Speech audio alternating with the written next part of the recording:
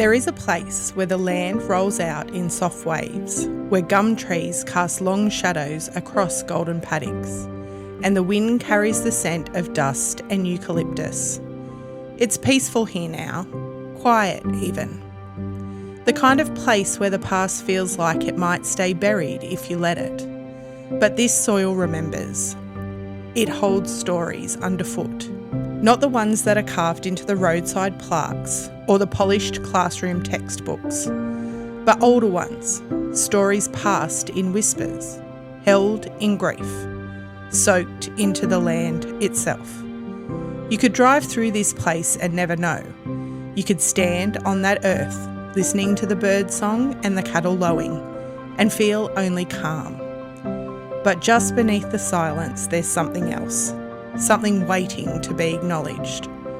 Some truths don't rest easily.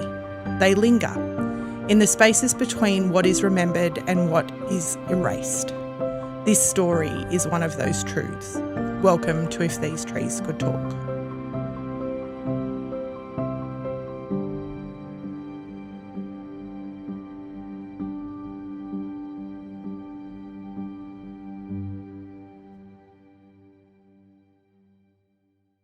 Today's story takes place on the unceded lands of the Wirrayaraay people of the Gamilaroi Nation.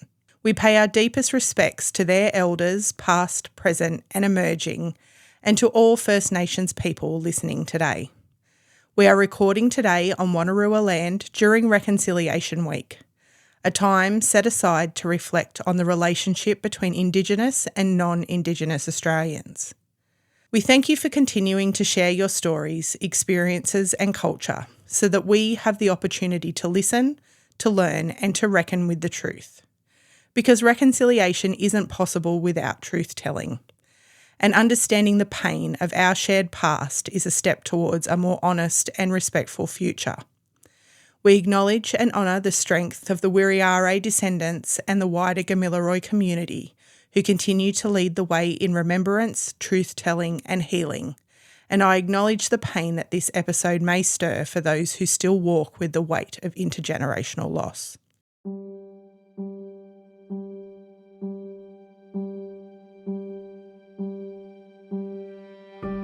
The colonial press called it necessary. Squatters welcomed it. Even the government quietly approved. This story hurts. They were already too late.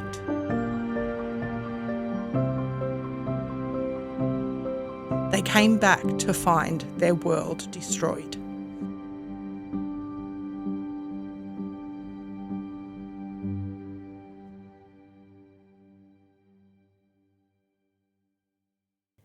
Hi, Shannon. Hi, Megan. I've got a story for you today. I'm sensing it. I've got a trigger warning. This episode does contain themes of violence and trauma. It also contains the names and brutal experiences of Aboriginal people who have passed. So I just want to warn you and our listeners that you might need to just take care while listening today.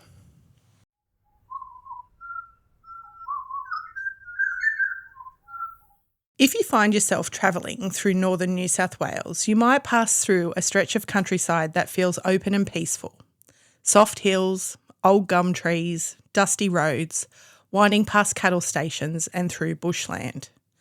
This is Gamilaroi country, near the town of Bingara. It's about an hour away from Inverell and a long way from the noise of the city. It's the kind of place where you can breathe deep, watch wedge-tailed eagles trace circles across the sky and walk beside creeks fossicking for gems.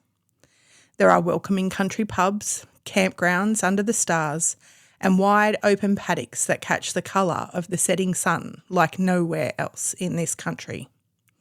It's beautiful here and it's quiet. But like so much of this continent, the ground holds stories. Some joyful, some sacred, and some, like this one, heavy with grief. Just off the Bingara-Delrunga Road, on a rise above the hills, there's a walking track that leads through native grasses and past sandstone boulders carved with words of remembrance. If you follow that path, you'll come to a simple granite memorial. It marks the site of one of the most shocking atrocities in Australia's colonial history, the Myall Creek Massacre of 1838. To understand what happened at Myall Creek, we have to go back to a time when Australia, or the colony of New South Wales, as it was then known, was still young, raw, and expanding fast. The 1830s were the height of what historians call the Frontier Wars, a period of brutal conflict between First Nations people and the waves of settlers who were pushing deeper into the continent looking for land. For Aboriginal nations, this wasn't just settlement. It was invasion, and it brought disease, displacement, and violence. The British had declared terra nullius, and I remember learning about this in school. It means nobody's land. And that legal fiction gave colonial authorities permission to ignore the sovereignty of hundreds of Aboriginal nations who had lived here for tens of thousands of years. People who moved onto these lands, squatters, graziers, drovers, believed that they had the right to take what they wanted, and they were often backed quietly or explicitly by government power. This was the time when pastoral expansion meant pushing the frontier line further and further north and west, and with every mile gained, conflict followed. Aboriginal resistance was often fierce, defending country, family, food and water sources, and ensuring survival. Settlers, in turn, often responded with retaliatory violence, or just as often with preemptive violence. Massacres, poisoning, or at the very least forced displacement. And behind it all was the silence, the idea that these things just happened on the frontier, that they were regrettable perhaps, but inevitable. Rarely were the killers punished. In fact, many were rewarded with land or promotion. That was the world in which the Wirrayaraay people lived in the 1830s. For generations, they had moved with the seasons, managed the land and maintained kinship systems far older than anything that the British had brought with them. But by 1838, their world was under threat. At a place called Myall Creek Station, near what is now known as the town of Bingara, a small group of Wirrayaraay people had come to live peacefully alongside the white workers at the station.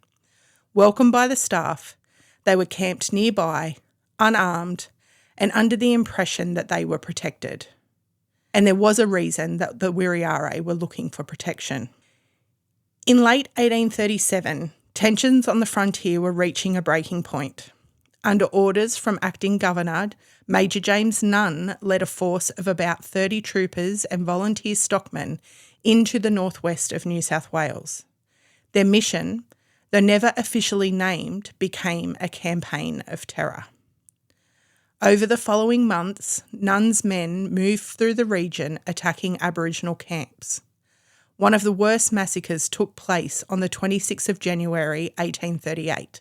Yes, that date. At a place now known as Waterloo Creek. Witnesses later claimed that up to 300 Aboriginal people may have been killed in a single ambush. In another attack, a large group was surrounded at dawn at a ravine at Slaughterhouse Creek with a heavy loss of life. Nunn's expedition left a trail of death across the region, and instead of condemnation, he was praised. The colonial press called it necessary. Squatters welcomed it. Even the government quietly approved. It was in the shadow of this violence that the group of about 50 Wirrayaraay people made their way to Myall Creek Station. They had been living further upstream at a place called McIntyre Station, but were urged to move by Andrew Eaton, a hut keeper who feared they wouldn't survive if they stayed. One of the Myall Creek stockmen, Charles Kilmeister, had invited them to come, and they thought that they would be safe there. By 1837, the land around Myall Creek had been claimed by Henry Dangar, a powerful and ambitious squatter with a growing pastoral empire stretching across New South Wales. Dangar was part of a wealthier settler class that saw Aboriginal people not as landowners, but as a problem to either be removed or a resource to be exploited. Dangar was not regularly present at the station like many wealthy squatters at the time. He managed a large portfolio of properties from a distance, often delegating day-to-day operations to overseers and station managers. Myall Creek Station was managed by William Hobbs, a young free man from Somerset. Working under him was a small team of convict workers, Charles Kilmeister, who was the stockman, and he was the one who extended the invitation of safety to the Wirrayaraay people, George Anderson, who was the hut keeper, and Andrew Burrows, who looked after the horses. There were also 2 young Aboriginal men, Davey and Billy, working on the station. On the morning of Sunday the 10th of June 1838, a group of Wirrayaraay men were invited to a nearby property by Thomas Foster, the superintendent of Newton Station, to help him cut bark. While they were there, they heard disturbing news. A group of armed stockmen had passed through the day before and were heading towards Myall Creek Station. Foster urged these young men to return quickly. By 4:30 that afternoon, they were on their way back, but they were already too late. Between 3:30 and 4 o'clock that afternoon, 11 armed stockmen, led by John Henry Fleming, rode onto Myall Creek Station, guns and swords at the ready. The Wirrayaraay camp, mostly now just women, children and the elderly, were preparing for their evening meal, unaware of the danger closing in. Crucially, William Hobbs, the station manager, and Andrew Burrows, one of the workers, were both away at the time. And it's likely the attackers knew that, possibly tipped off by Burrows himself. When the 11 armed stockmen rode into Myall Creek Station, the Wirrayaraay people were terrified. They knew exactly what this would mean. In a panic, they fled into one of the huts, hoping the 2 white men still at the station might protect them. As this happened, 2 young boys sensed the danger and they ran for the creek, swam across and escaped into the bush. They would be the only 2 survivors. One of those men, George Anderson, the hut keeper, tried to stop the armed men. He pleaded with them not to harm the Aboriginal people, but his pleas fell on deaf ears. The other, Charles Kilmeister, the stockman, remember we said he was the one who invited the Wirrayaraay people to camp at Myall Creek? In that moment, unlike Anderson, chose self-preservation over the protection he offered and turned the gang of 11 into 12. The Wirrayaraay were marched away from the hut, heading west. The adults were tied together with rope. Their children walked beside them, crying. They were scared, and they knew something was terribly wrong. Once they were out of sight, the stockmen turned on the Wirrayaraay people with brutal, relentless force. They were hacked, slashed, butchered, and trampled. Their screams carried back to the station. Faint, desperate cries echoing over a ridge. One by one they were murdered. And when it was done, their bodies were beheaded, left mutilated and broken on the ground. All except one, a woman taken by John Blake, one of the stockmen, not out of mercy, but out of possession. Her name was Ipita, and for the days following, the last of her life, she was used and abused by these violent men before suffering a similar fate to her community. Later that same night, 10 Wirrayaraay men who had been away at Newton Station, out cutting bark, returned to Myall Creek. They came back to find their world destroyed. George Anderson told them what had happened. Their families, their community, gone. He begged them to leave, to get as far away from the station as they could. And so, in the dark, the survivors slipped away into the bush, heading towards McIntyre Station. But the horror wasn't over. The next day, the stockmen came back. They stayed the night in Anderson's hut, and by Tuesday morning they returned to the site of the massacre to burn the bodies.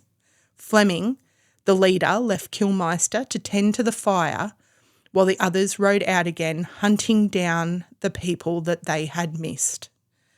Over the next 3 days, they tracked the survivors and killed most of them. Now, it's true that not everybody looked away. There were people here who did the right thing, who spoke up, who reported these crimes. George Anderson and William Hobbs among them, who risked their own safety and reputation to help authorities and provide testimony as to the events in court. A small group of officials and a passionate legal team led by John Plunkett, the Attorney General, who fought hard to bring the case to trial and secure a verdict. They stood up in a courtroom and argued against the weight of public opinion that what happened at Myall Creek was murder, plain and simple. And remarkably for the time, 7 of the 12 men involved were eventually found guilty and hanged. It was the first time in the history of Australia that white men were held legally accountable and convicted and executed for the massacre of Aboriginal people. But I want to be clear, this episode isn't their story. This isn't about the handful of settlers in the early colony who believed in justice or who dared to value Aboriginal lives. As important as their actions were, they were the exception, not the rule. And those who hoped that this moment might mark a turning point, that it would signal a shift in the colony's conscience, were quickly disappointed. The backlash came hard. The men were called martyrs. The court was condemned. Newspapers and pastoralists raged at the idea that white men could be hanged for killing a black.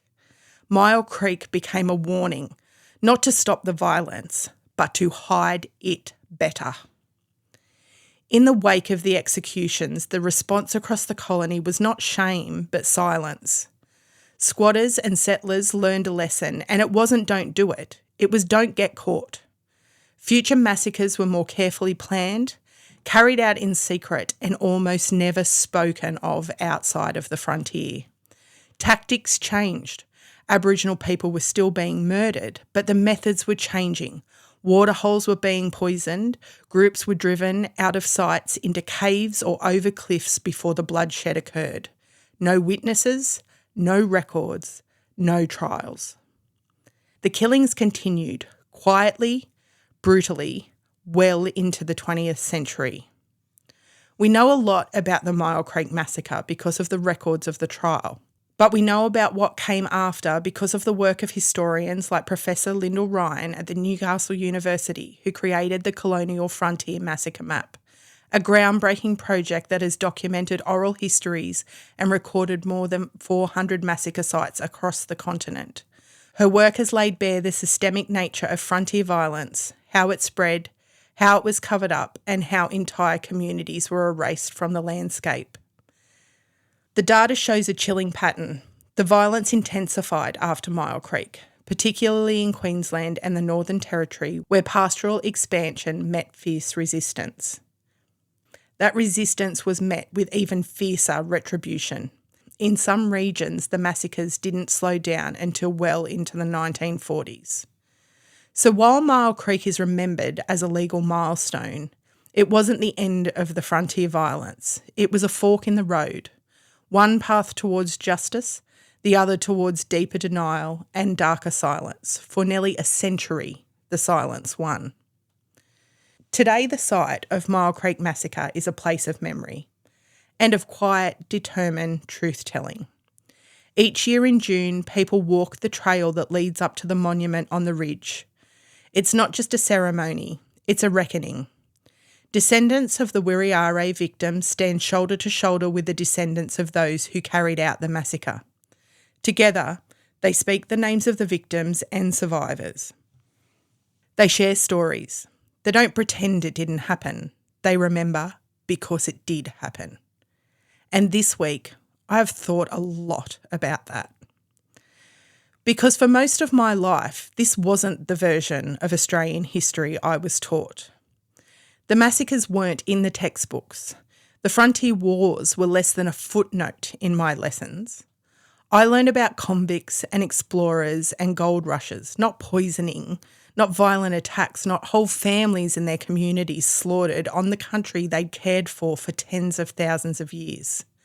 It's Reconciliation Week, and this story is hard to reconcile.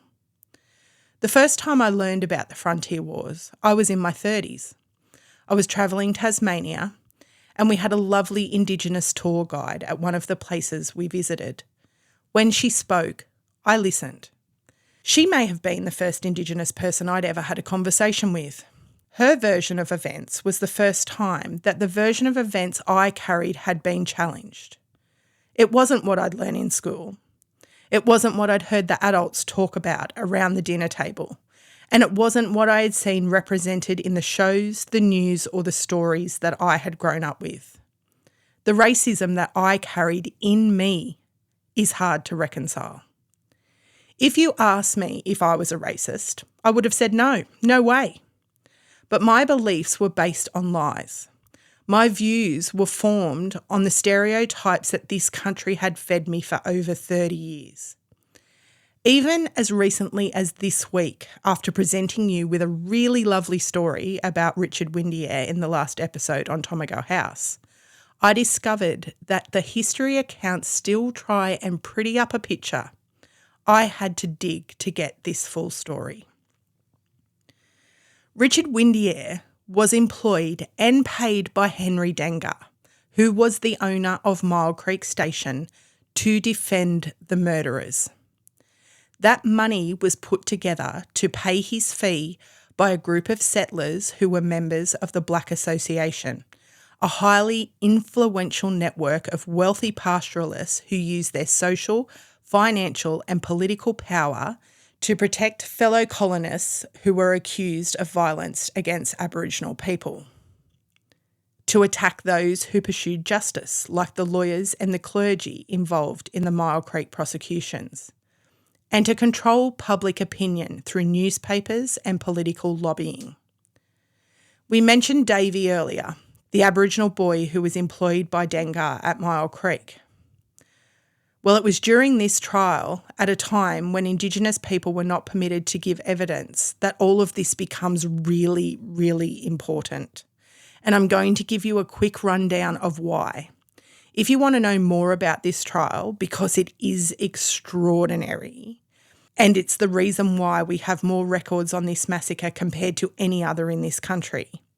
As always, I will pop some info in the show notes that will help you understand more. There were 2 trials with a third planned. In the first, the 11 men, and I say 11 because Fleming, the leader, escaped, were found not guilty of the murder of the Aboriginal man named Daddy, thanks to Richard Wirrayaraay's excellent legal work. At the conclusion of this trial, Attorney General John Plunkett called for the men to be remanded in custody as he would be holding a second trial for the murder of a different victim. It was a bold move. In the second Myall Creek trial, which was held in December 1838, Richard Wirrayaraay switched sides and assisted Attorney General Plunkett in prosecuting the accused men. This trial focused on the murder of just one victim from the massacre, an Aboriginal child named Charlie. Plunkett and Wirrayaraay adopted this narrower legal strategy to avoid the jury's racial prejudice that had affected the first trial where the accused were acquitted. Their approach worked. 7 men were convicted and hanged, marking the first and only time in Australian colonial history that white men were executed for massacring Aboriginal people. They planned to hold a third trial to secure the convictions of the remaining men. They sought permission for Davey to undergo religious instruction so that he may understand the importance of giving evidence under oath, because heaven and hell seemed really important to these men. Davey was the only eyewitness to the massacre, and they refused his testimony because he was Aboriginal. However, before the third trial could commence, Davey went missing, presumed dead, likely at the orders of Henry Dangar and the Black Association, and the remaining men were not convicted. After the trials, however, Richard Wirrayaraay didn't walk away. He knew justice for Aboriginal people couldn't exist as long as they weren't even allowed to speak in their own defence. He fought hard to change that, pushing for laws that would give them unsworn testimony in court, and joining the Aboriginal Protection Society to advocate for broader reforms. In 1845, he even helped set up a parliamentary committee to look into Aboriginal welfare. But Wirrayaraay died just 2 years later, and with him, many of those early efforts stalled. But like I said, this isn't their story. This part is just to show you that even now, you have to dig to find the truth. In this, and in all of it. And that is hard to reconcile. I didn't understand what intergenerational trauma was, even though I was surrounded by it. We all are.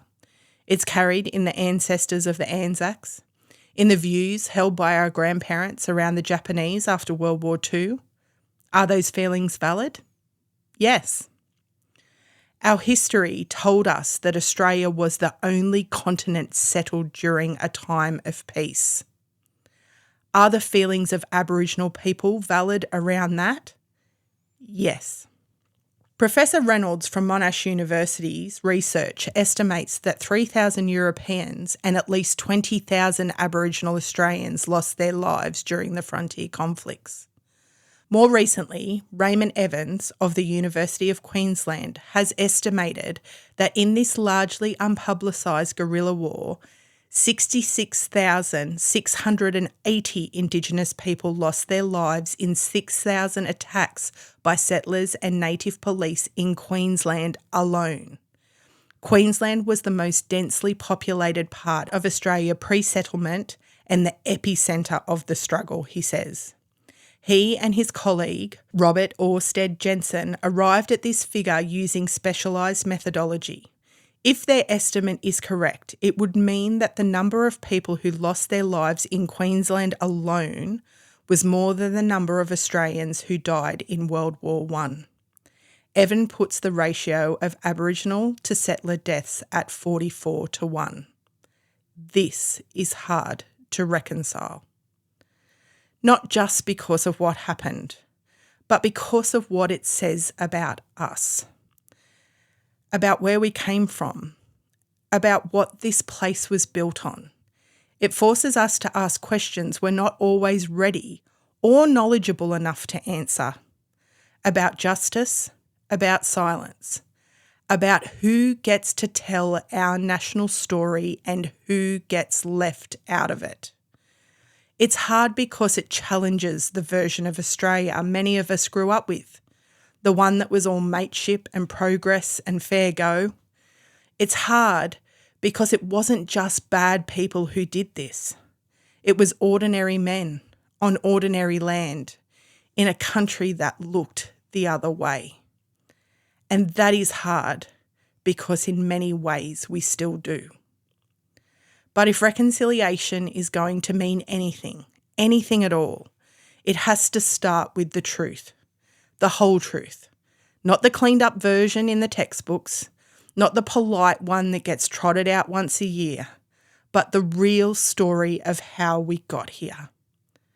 This story hurts, and it should, because only when we sit with that pain, only when we really listen to its long-lasting effects can we begin to understand, to reconcile, not just in words, but in action, in memory, and in how we carry this history forward.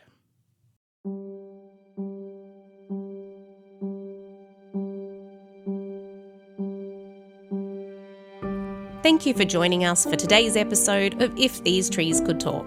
If you would like to access more about the places or information included in today's topic, please visit our website ifthesetreescouldtalk.com.au. If you would like to follow us on our adventures, check us out on Facebook or Insta. Our creative writer is Shannon Walters, and our podcast is produced at Bellevue Studio in the Hunter Valley with audio production by Megan Anderson. We love to hear your feedback, so please rate and review, and if you would like to hear more, please subscribe. We look forward to you joining us for our next adventure.